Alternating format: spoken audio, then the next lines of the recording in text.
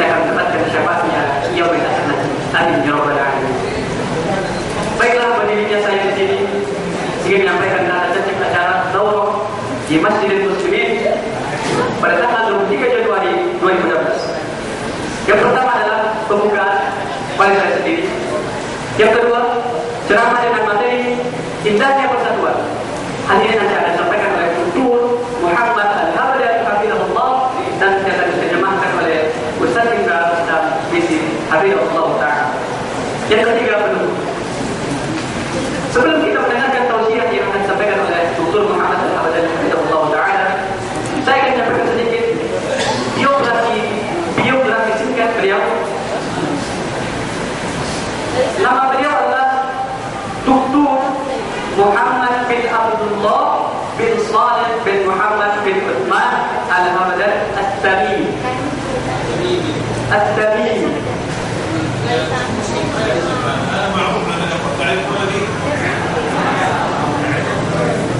Lahir di Riyadh, Arab Saudi pada tahun 1391 Hijriah.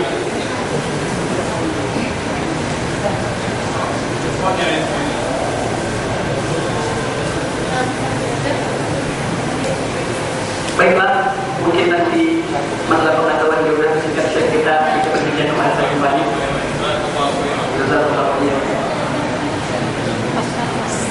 Persatuan pada zaman sekarang ini telah merosot begitu jauhnya.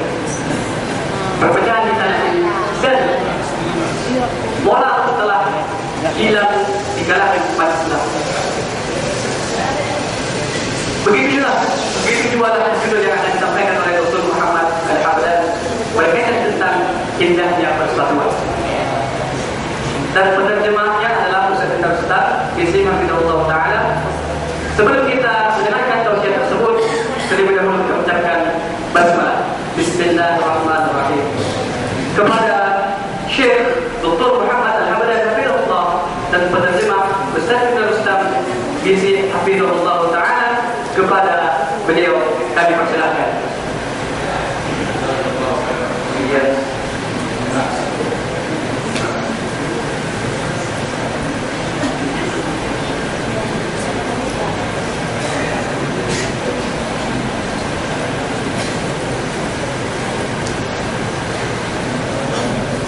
Bismillahirrahmanirrahim. Assalamualaikum warahmatullahi wabarakatuh.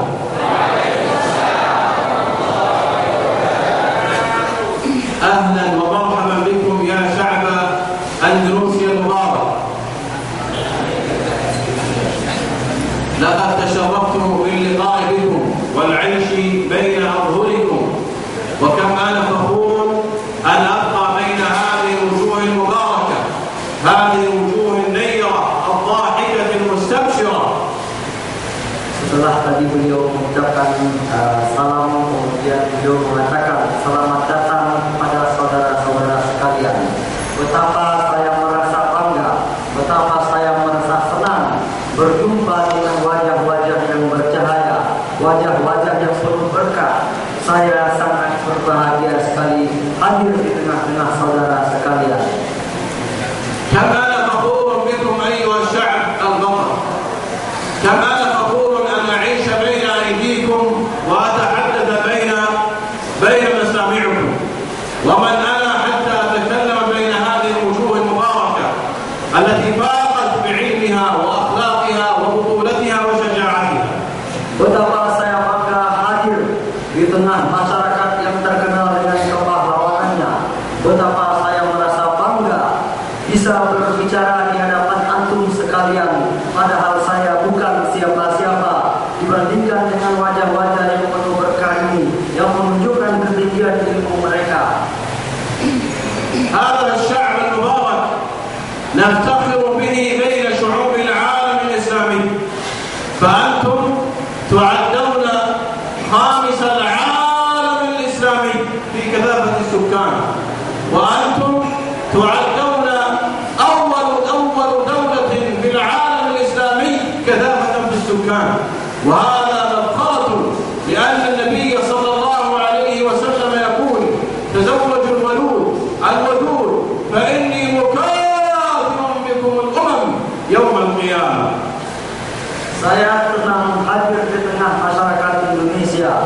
Indonesia adalah negeri atau negara kelima terbesar penduduknya di dunia. Sementara bagi umat Islam, Indonesia adalah negara pertama, negara paling besar jumlah kaum muslimnya di dunia. Maka Indonesia, masyarakat Indonesia memiliki kelebihan keutamaan bagi masyarakat Islam internasional. Karena Rasulullah SAW telah bersabda, menikahlah dengan wanita yang mampu memiliki anak yang banyak, karena saya akan berbangga-bangga nanti pada hari kiamat dengan banyaknya umatku, kata Rasulullah SAW. Dan antum semua wahai masyarakat Indonesia, antum adalah masyarakat muslim terbesar di dunia. Antum akan menjadi masyarakat kebanggaan Rasulullah SAW. لقد تخرج من هذا الجيل العظيم جيل الشعب الإندونيسي الإمام الشيخ النووي الذي تولى إمامة الحرم المكي في زمن من الأزمان، فتشرفت أندونيسيا بهذا العالم الكبير أن يتولى إمامة الحرم المكي وأن يصلي بالناس إماما بين المسلمين. Dan sesungguhnya dari masyarakat Indonesia ini telah muncul seseorang ulama, Imam Nawawi, yang pernah menjadi imam di Masjidil Haram. Di Masjidil Haram beliau mengimami manusia yang datang dari seluruh penjuru dunia. وكذلك أيضا تشرف هذا البلد بأن أخرج علماء نابغين، علماء بالشريعة وعلماء بالطبيعة وعلماء بالصناعة. فقد ظهر منكم أيها الشعب العظيم، ظهر منكم بحر الدين. Kemudian masyarakat Indonesia juga dimuliakan Allah Subhanahu wa Ta'ala dengan kelahiran dan kemunculan para ulama, tokoh-tokoh ilmuwan, baik di bidang syariat Islam maupun ulama-ulama di dalam kancah ilmu lain, seperti presiden kita yang sebelum ini, yaitu Bahrudin Yusuf Habibie.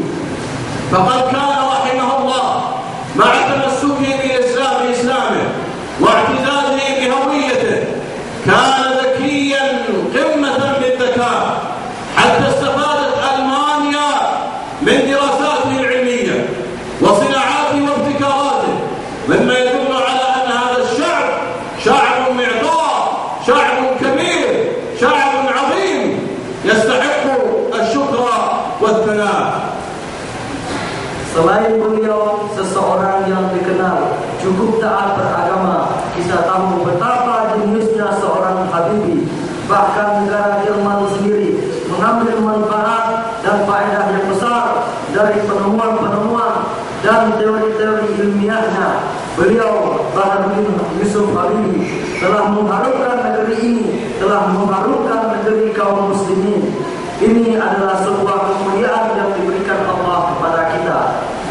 لقد عشت بينكم في هذه الأيام أيها الإخوة، فرأيت من إخواني وأحبابي، رأيت منهم العمل والجد والاجتهاد، رأيت منهم الصدق والوفاء، رأيت منهم الأمانة في التعامل مع الناس، رأيت منهم الحب الدين والعمل له، وإن كان في الغابات والقرى رأيناهم يعملون لدين الله دون أن يأخذوا أجرا على تعليمهم لدين الله.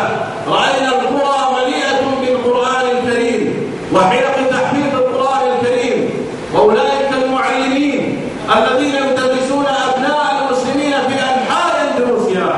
فأهلا ومرحبا بهذه الطاقات العظيمة. Dalam beberapa hari ini saya berkunjung ke Indonesia dan telah bergaul dengan beberapa komunitas di Indonesia. Maka saya merasakan takjub, merasa senang, merasa bangga dengan masyarakat Indonesia, di mana mereka saya melihat memiliki kesungguhan dalam berusaha, memiliki kecintaan terhadap agama mereka. Saya melihat di daerah-daerah terpencil sekalipun tetap ada para dai yang mengajarkan Al-Quran, halaqah-halaqah tahfidz. Kampung-kampung tersebut semarak dengan Al-Quran. Oleh karena itu, selamat pantas kita ucapkan kepada masyarakat yang berbahagia yang penuh berkah ini. نعم أيها الإخوة، رأينا فيكم خصالا عظيمة وصفات حميدة. من أعظم هذه الصفات التي رأيناها إندونيسيا تعدادها 241 مليون، وعدد جزرها أكثر من 1300 جزيرة، وعدد قبائلها تجاوزت 100 قبيلة، ومن كل قبيلة تخرج فئات من الناس. ومع ذلك رأينا التعاون والوحدة واجتماع الكلمة وتآلف القلوب، حتى كأني أراهم كالبنيان المرصوص. فهذه مبخرة مع كثرة هذه الجزر وتعدد الأجناس، إلا أننا رأيناهم على قلب رجل واحد، ولله الحمد والمنة.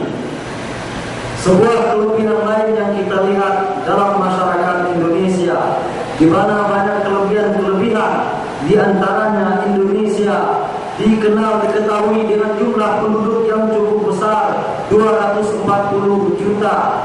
Kemudian Indonesia terdiri dari lebih dari 1.300 pulau. Kemudian memiliki bermacam suku bangsa, tidak kurang dari 100 suku ada di Indonesia. Kemudian semua itu tidak menjadikan mereka berpecah belah.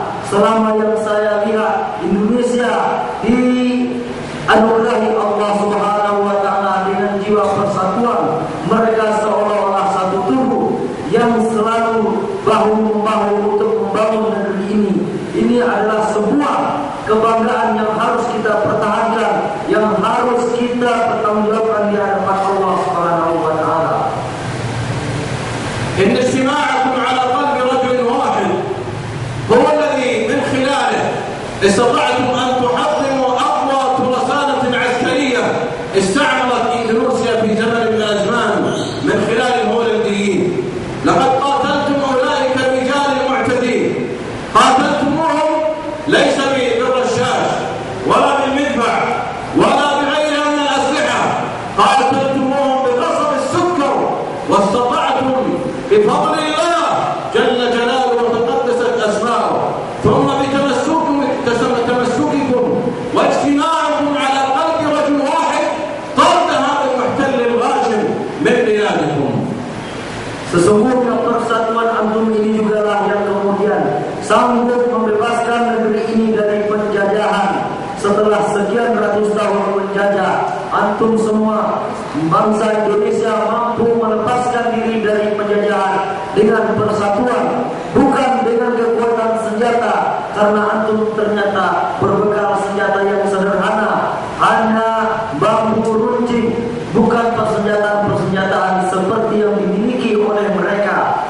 Kemudian dengan kuatnya keyakinan dan berpegang teguh antum dengan agama Allah Subhanahu wa Ta'ala, itu semua yang telah membuat antum dengan rahmat Allah mampu mengusir para penjajah tersebut. نعم أيها الإخوة والأخوات، إن اجتماع الكلمة وتوحد الصف علامة قوية للنصر والاعتزاز والقوة والمنع. إن اجتماعكم أيها الإخوة على كلمة سواء هو الطريق لعودة أندونيسيا لقيادة العالم الإسلامي، لأن الله تعالى يقول: واعتصموا بحبل الله جميعا ولا تفرقوا. لقد نهانا ربنا عن التفرق، وأمرنا الله عز وجل بالاعتصام بكتاب الله وسنة رسول الله صلى الله عليه وسلم. Sesungguhnya persatuan kita, satunya kalimat kita merupakan salah satu tanda-tanda terbesar dari kekuatan dan kejayaan.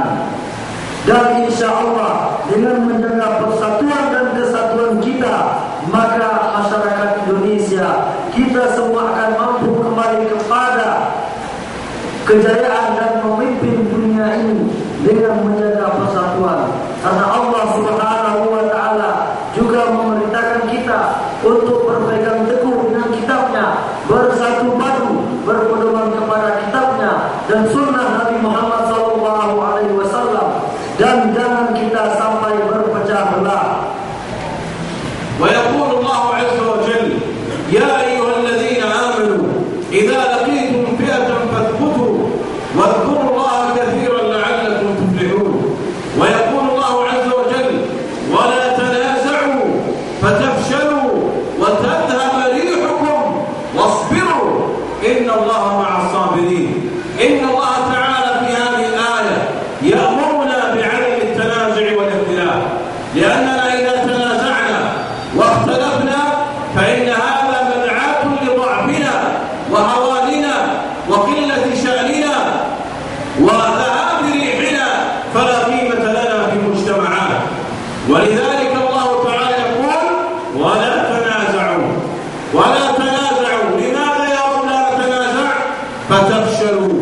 إذا التنازع والاختلاف سبب من أسباب الفشل والضياع والهوان والضعف والعجز والذلة والنزول في ذيل القائمة. ولا تنازعوا فتفشلوا وتذهب ريحكم.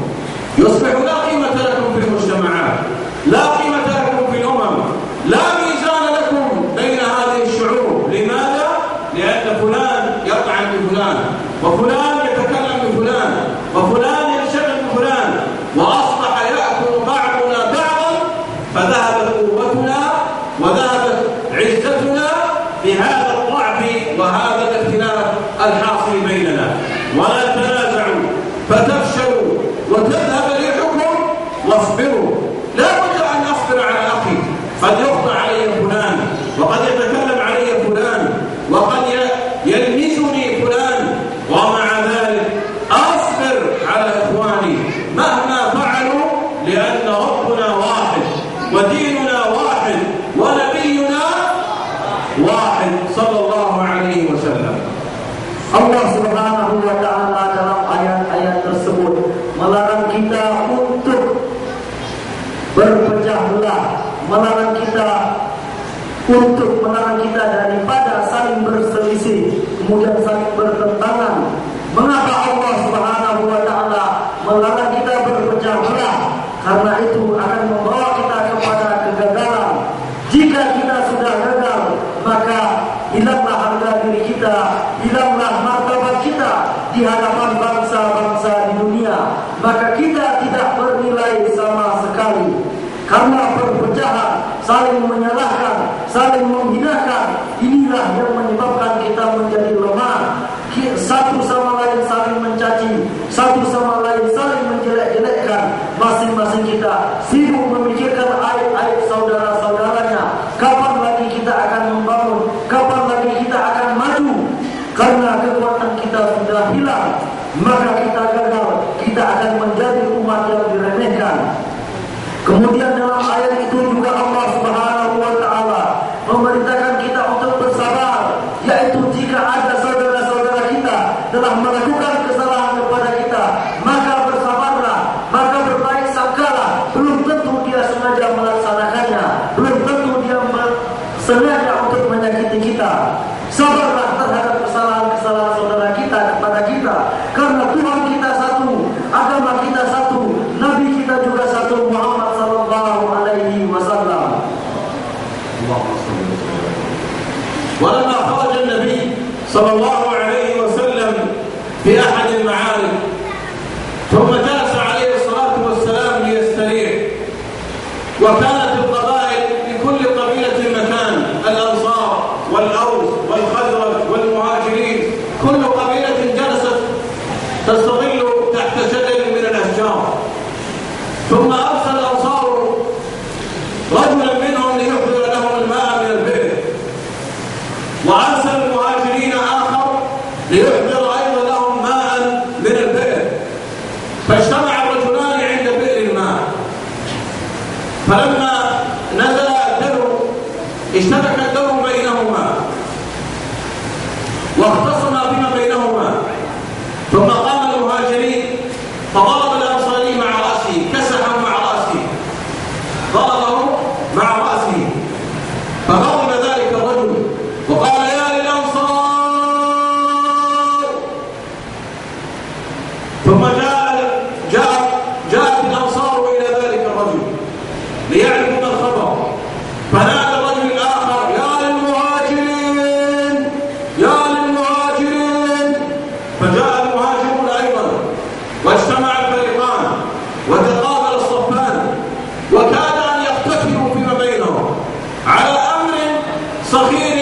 لا قيمة له.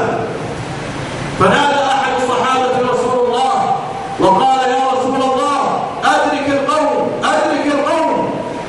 فذهب عليه الصلاة والسلام ثم ذكرهم بالله وقال لهم: أبي دعوى الجاهلية وأنا بين أظهركم، أبي دعوى الجاهلية وأنا بين أظهركم تدعون إلى الفرقة والاختلاف وأنا حي بينكم الآن.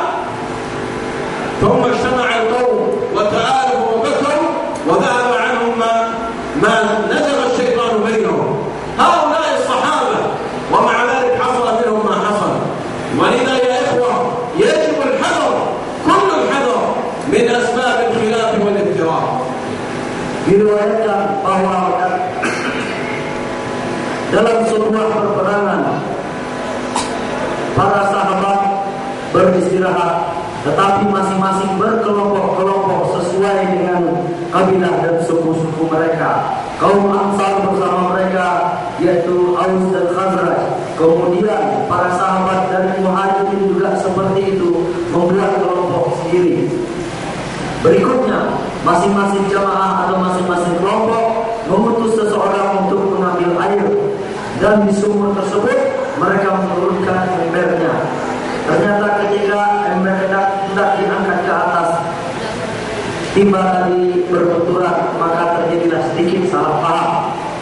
Sahabat yang berasal dari Muhajirin menepuk kepala sahabat yang berasal dari Ansar. Tiba-tiba sahabat yang berasal dari Ansar, beliau berteriak, "Wahai orang-orang Ansar, tolong saya datanglah ke sini." Melihat hal itu, maka sahabat yang berasal dari Muhajirin juga berteriak hal yang sama, "Wahai sahabat-sahabatku dari kaum Muhajirin, datanglah ke sini menolongku." Maka kedua belah pihak pun telah datang di tempat itu berhadap-hadapan. Bahkan perperangan atau berkelahian massal di antara mereka nyaris terjadi. Salah seorang sahabat segera menemui Rasulullah, "Wahai Rasulullah, cepatlah datang ke sana, jangan sampai mereka berkelahi." Rasulullah pun sampai di sana. Rasulullah menegur mereka, "Apakah dengan dakwah, apakah dengan slogan-slogan jahiliyah kalian berteriak sementara saya masih ada bersama kalian? Apakah kalian menyeru kepada perpecahan dan pertikaian sementara saya masih ada bersama kalian? Saya masih hidup." Maka para sahabat pun menangis. Mereka saling berangkulan dan maaf-memaafkan. Saudara-saudara yang berbahagia, kejadian ini terjadi pada para sahabat pada ketika Rasulullah SAW masih hidup. Oleh karena itu, marilah kita semua waspada, sekali lagi waspada, menghindari hal-hal yang akan menyebabkan perpecahan. Marilah kita menjauhi hal-hal yang akan menyebabkan terjadinya pertikaian di antara kita. وقد دعا النبي صلى الله عليه وسلم ربه عز وجل بثلاث. دعا النبي صلى الله عليه وسلم ربه بثلاث، فقال: اللهم لا تهلك أمتي بسنة بعامة، يعني لا تهلكهم هلاكا عاما تأخذهم جميعا، ولا تسلط عليهم عدوا من سوى، ولا تسلط عليهم عدوا، بمعنى لا تأتي قوة خارجية تهلك أمة محمد صلى الله عليه وسلم. والثالثة: وأن لا يسلط بعضهم بعضا. فاستجاب لي اثنان ولم يستجب لي واحد. استجاب الله تعالى أن لا يهلك أمة محمد بسنة بعامة، وأن لا يسلط عليهم عدوا من سوى أنفسهم. ولم يستجب الله عز وجل له أن لا يسلط بعضهم بعضا، وأن لا يهلك بعضهم بعضا. وهذا هو الخوف أيها الإخوة، أن يهلك بعضنا بعضا.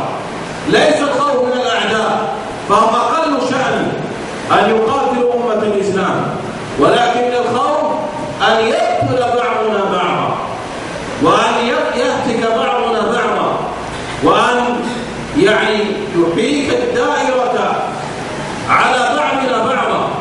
ففلان يقف مع فلان وفلان ضد فلان، ثم تبدأ الخلافات والتنازعات والتطاحنات بين الإخوة، فيفوز الأعداء بالمناصب ويفوز الأعداء بالأماكن ويفوز الأعداء بكل شيء، وأهل الإسلام يبقون في ذيل القائمة قد فشلوا كما أخبر الله تعالى. ولذلك نرى من بعض إخواننا أنهم يختلفون في قضايا يمكن تجاهلها والبعد عنها، وقد ذكر العلماء قاعدة مهمة في مثل هذه القضايا، وهي الاتفاق في الأمر المرجوح مقدم على الاختلاف في القول الراجح، وما ذاك إلا لأهمية اجتماع أمة الإسلام على كلمة سواء. Rasulullah Sallallahu Alaihi Wasallam berdoa kepada Allah Subhanahu Wa Taala meminta 3 perkara. Yang pertama, janganlah ditimpakan kepada umat ini satu musibah yang akan menghabiskan mereka sekaligus. Doa Rasulullah yang kedua, jangan sampai umat Muhammad Sallallahu Alaihi Wasallam ini ditundukkan atau dikuasai oleh musuh yang datang dari luar. Dan yang ketiga, janganlah sampai mereka saling menjatuhkan, sebagian mereka menguasai yang lain. Allah Subhanahu Wa Taala mengabulkan doa Rasulullah 2 yang pertama dan tidak mengabulkan yang terakhir. Itulah dia perpecahan. Oleh karena itu, saudara-saudari yang berbahagia, inilah yang harus kita takuti, bahwa sebagian kita memakan yang lain. Adapun musuh, maka mereka tidak ada artinya sama sekali sesungguhnya, karena ada jaminan dari Allah Subhanahu Wa Taala. Yang harus kita cemaskan adalah perpecahan yang terjadi di antara kita, saling memusuhi, saling menjatuhkan, saling merebut saudara-saudaranya, sehingga akhirnya yang lain adalah orang-orang di luar kita, orang-orang non-muslim, mereka yang memegang tampuk kekuasaan, mereka yang menentukan kebijakan, sementara kita gagal menjadi orang-orang yang terhina karena kita saling sikut-menyikut. Oleh karena itu, dikenal salah satu kaidah di kalangan ulama bahwa kita bersepakat untuk memegang qaulul marjuh, bukan yang rajih, mendahulukan yang marjuh, tetapi itu muttafaq alaihi. Ini lebih utama daripada memanggil atau mengambil qaul yang rajih, pendapat yang rajih yang lebih kuat. Akan tetapi itu mukhtalaf fi, artinya berbeda pendapat ulama. Ada 2 pendapat